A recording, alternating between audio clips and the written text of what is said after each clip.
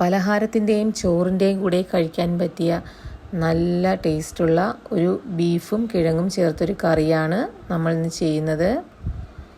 അതിനായി 1/2 കിലോ അളവിൽ ബീഫ് എടുത്തിട്ടുണ്ട്. ഇനിയൊരു 3 സവോള ഈ ഒരു വലുപ്പത്തിൽ അരിഞ്ഞിട്ടുണ്ട്.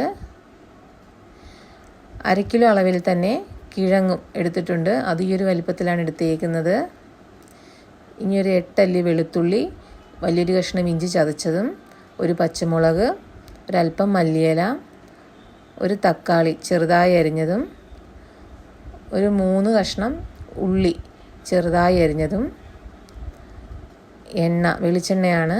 ഇനി പൊടികളാണ്: 2 ടേബിൾ സ്പൂൺ കാശ്മീരി മുളക് പൊടി, 1 ടീസ്പൂൺ മഞ്ഞൾപ്പൊടി, 2 ടേബിൾ സ്പൂൺ മല്ലിപ്പൊടി, 1 ടീസ്പൂൺ ഗരം മസാല, ഉപ്പ്, 1/2 ടീസ്പൂൺ കുരുമുളക് പൊടി.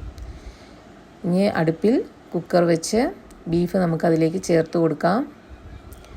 1/2 ടീസ്പൂൺ ഉപ്പും കൂടെ ചേർത്ത് 1/2 ടീസ്പൂൺ മഞ്ഞൾപ്പൊടിയും കുരുമുളക് പൊടിയും സവോളയും കൂടെ ഇട്ട് നല്ലതുപോലെ ഒന്ന് മിക്സ് ചെയ്ത് കൊടുക്കാം.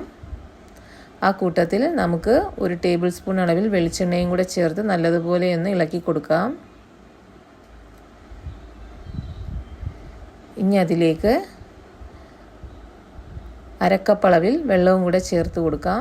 കുക്കർ അടച്ചു വെച്ച് ഒരു 6 വിസിൽ ആകുമ്പോൾ നമ്മുടെ ബീഫെല്ലാം നല്ലതുപോലെ വെന്ത് വന്നിട്ടുണ്ട്.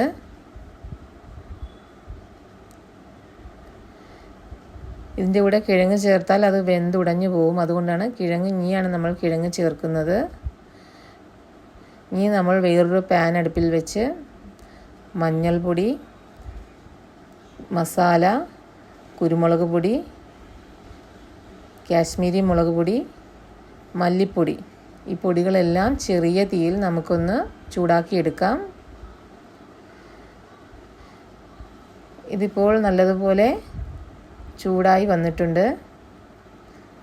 ഇനി നമുക്കത് ഈ ഇറച്ചിയിലേക്ക് നമുക്ക് ചേർത്ത് കൊടുക്കാം. കിഴങ്ങും ചേർക്കാം. തക്കാളി, പച്ചമുളക്, വെളുത്തുള്ളി, ഇഞ്ചി ചതച്ചത്, 1 കപ്പ് അളവിൽ വെള്ളവും കൂടെ ചേർത്ത് കൊടുക്കാം. 1/2 ടീസ്പൂൺ ഉപ്പും കൂടെ ചേർത്ത് എല്ലാം കൂടെ നല്ലതുപോലെ ഒന്ന് മിക്സ് ചെയ്യാം. ഇനി നമുക്ക് കുക്കർ അടച്ച് വെച്ച് ഒരൊറ്റ വിസിലടിച്ചാൽ മതി. കൂടുതൽ വേവിച്ചാൽ കിഴങ്ങ് വെന്തുടഞ്ഞു പോകും. ഇനി ഇതിനായി ഒരു താളിപ്പാണ് ഇനി ആവശ്യമായി വരുന്നത്. ഇപ്പോൾ നല്ലതുപോലെ എല്ലാം വെന്ത് വന്നിട്ടുണ്ട്.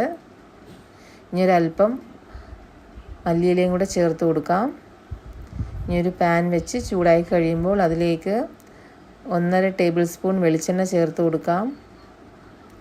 എണ്ണ ചൂടായി കഴിയുമ്പോൾ അതിലേക്ക് ഉള്ളി ചെറുതായി അരിഞ്ഞത് അതും കൂടെ ചേർത്ത് മൂപ്പിച്ച് നമുക്ക് ഈ കറിയിലേക്ക് ഒഴിച്ചു കൊടുക്കാം.